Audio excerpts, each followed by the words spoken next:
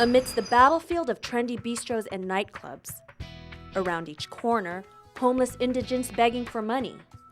In between the old traditional way of life and new money, the neighborhood faces gentrification. Nevertheless, the south of Market remains home to many San Francisco Filipinos. Kamusta na? And community strategist MC Canlas is one of the Filipinos living in San Francisco that identifies SOMA as home. He underwent a sense of self-discovery when he wrote the book, SOMA Pilipinas. I see South of Market as an identity-based search for own self. My purpose in writing the book is to provide alternative lenses to see us in our own terms. While the other is the mirror. The mirror is looking to ourselves. It's one way of reflecting on our own tradition. The book is bilingual. The first part written in English, while the second in Tagalog.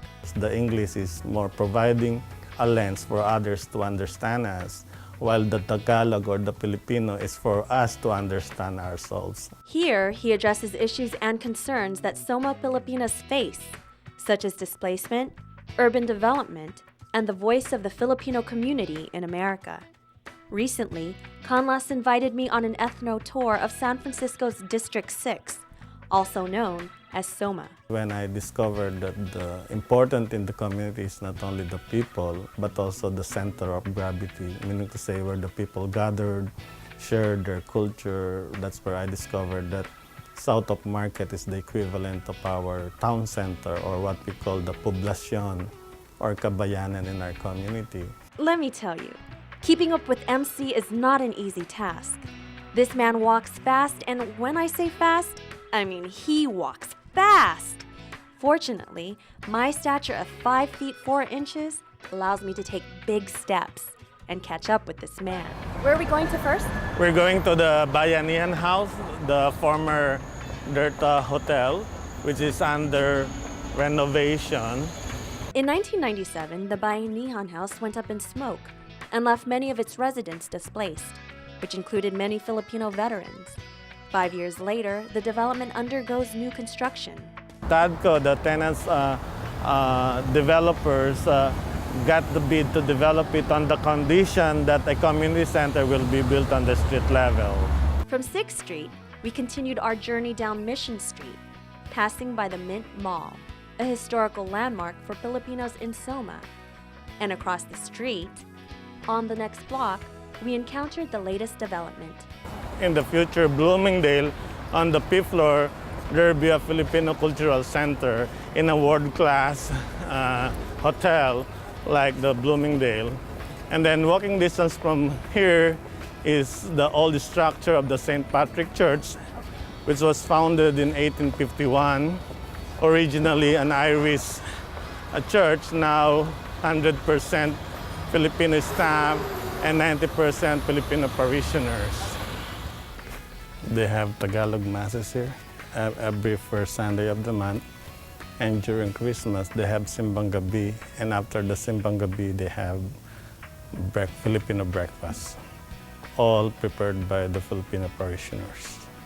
We are now in the Massillon Square. This is important landmark in South of Market. Is bounded by streets named after Filipino national heroes like Lapu-Lapu, Bonifacio, Mabini, Jose Rizal, and Tandang Sora.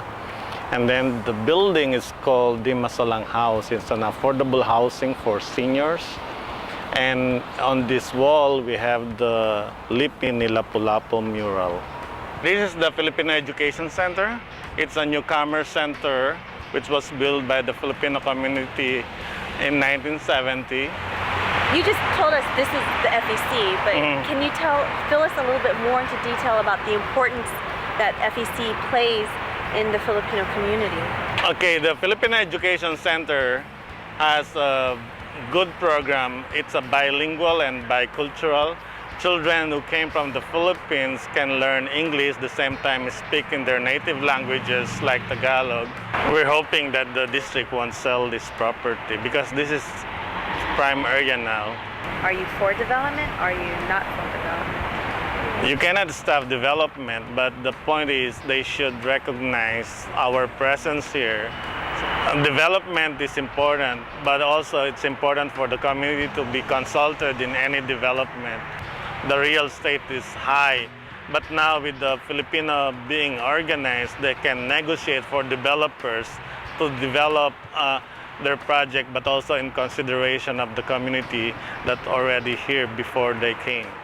Each step I took with MC kicked in the same message. I realized that he didn't just want to talk about location, preservation, and the people. He also wanted me to understand the role of community interaction through an up-close and personal experience.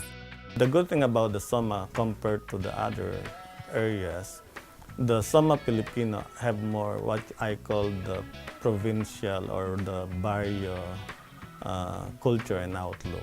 They know each other. They like to hear stories about each other. It's part of the culture. At the same time, if in the Philippines you can ask your neighbor to cook for you and give you food, you can also do that in SOMA.